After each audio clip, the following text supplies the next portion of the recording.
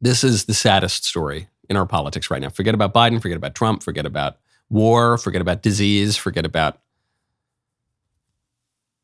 Did you know that the late night TV hosts have been out of work for well over 3 months now?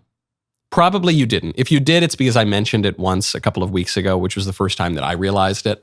Because there's a writer's strike in Hollywood. So the WGA is on strike, which means the writers for the late night shows are on strike, which means the shows are in reruns, and nobody noticed it because very, very few people watch these shows anymore. So in order to fight back against this and try to make some money for the staff of these shows, all of the big late night hosts, Stephen Colbert, Jimmy Kimmel, Jimmy Fallon, Seth Meyers, all of these guys are doing what all white men in America are obliged to do, which is start a podcast. Here's their podcast.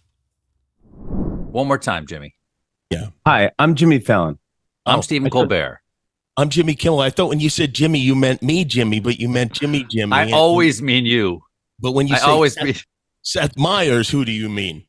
I mean John Oliver. It's the five of us together for maybe an hour a day. Strike Force 5 is the name of our podcast. Subscribe to it now. Spotify or wherever else you get your podcasts. But Spotify, you Oh, my face is never going to lose this permanent state of cringe. Do you get it? I was talking to the one Jimmy, not the other Jimmy.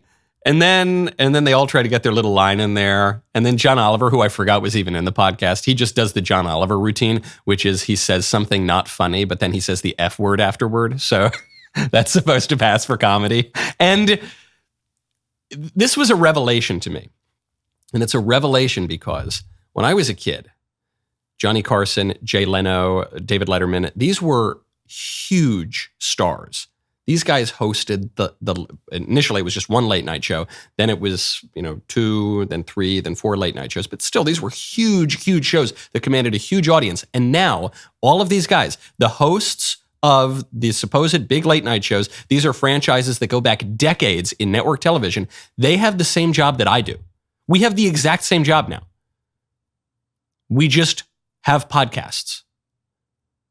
And this isn't merely a way to get around the writers' strike and remain relevant and stay in the news and maybe make some money for the staff. This is true even when they're on TV. This is why no one noticed that they were off air. Because their audiences, which used to be gigantic, have dwindled down to very, very little. Johnny Carson, on his last week on air, averaged 19 million viewers per show. His final show, Johnny Carson's final show, had 50 million viewers. And by the way, this was in 1992. The U.S. population in 1992 was just north of 250 million people. Today, it's something like 330 million people. So the equivalent today to 50 million viewers, the last night of the Johnny Carson show, would be equivalent to 65-ish million viewers today. What are these guys getting? These guys are pulling in 1 million people a night, maybe a little more, sometimes significantly less than that. 500,000 people a night for Seth Meyers, I think. That's a podcast. The major network late night shows have become a podcast. And so any continued allure of the establishment media is a virtual Potemkin village. The culture has just divided up. There's no one thing that commands all of the eyeballs, probably until the Trump show trial. That will probably be the highest ratings of any television program in decades. But that's all divided up. And this is important for our political order because the ruling class was able to exert a lot of soft power when everyone was tuned in, certainly to the 3 network television stations. And then even with cable, people were still watching a lot of the same kind of stuff. So you can exert a lot of soft power through propaganda and conditioning. But when that totally breaks up and everyone's just listening to their own podcasts, which get, 1 million views or even 500,000 views, some podcasts get very fewer and still have a devoted following. Well, then the political order's got to get a little tougher. If they can't exert that soft power and people are starting to ask questions and people are starting to question things and people are starting to think for themselves, then the enforcement mechanism of the state is going to get a lot tougher, and it's going to start cracking down on dissidents. It's going to start arresting people who question the ruling class, as we are seeing every single day. That is the consequence of a breakdown of the common culture. Maybe it's a good thing because we're not all as hypnotized as we used to be. But now the bare reality of our political order and the coercion that it entails is becoming much clearer. And we've got to talk about that. And when you want to talk to your friends, you got to check out Pure Talk. Right now, go to puretalk.com/Knowles. Is your cell phone in desperate need of a replacement? You know the signs. Your battery life is so short that you got to have a charger on hand all the time. Cracked screen that gives you glass splinters. It's time to put that old phone to rest and upgrade to a new 5G Samsung Galaxy from Pure Talk for free. Get a free 5G Samsung Galaxy with 2-day battery life, edge-to-edge display, and ultra-strong Gorilla Glass when you sign up for Pure Talk's unlimited talk, text, and 15-gig data plan for just $35 a month. Plus, it comes with a mobile hotspot. You're not using Pure Talk, you are simply paying too much. That's the rule, okay?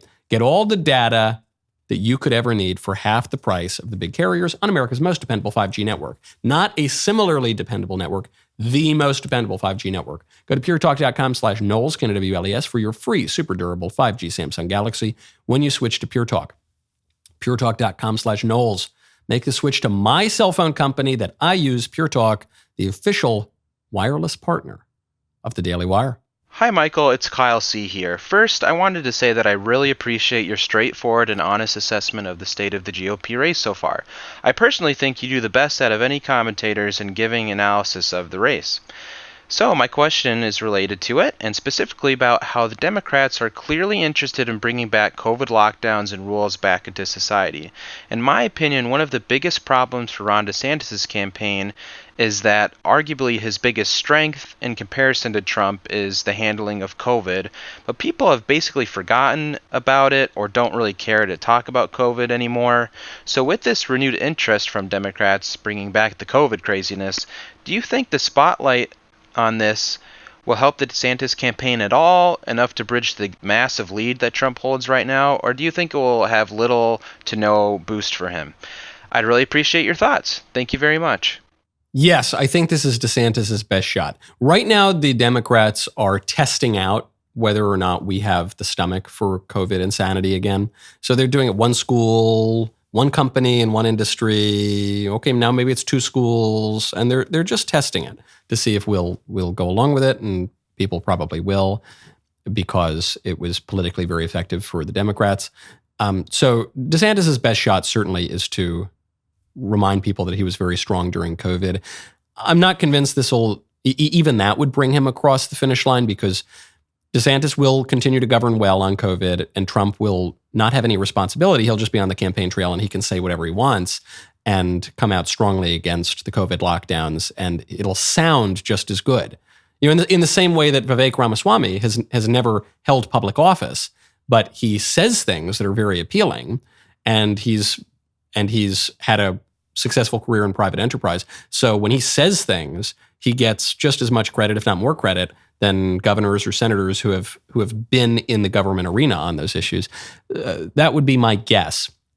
If DeSantis can really tie Fauci around Trump's neck, it might help pull him down. I do agree it's his best shot. I'm not sure it's enough, but it's his best shot. Boy, what a great clip that was. Now, make sure that you ring that bell, subscribe to the Michael Knowles YouTube channel. See you next time.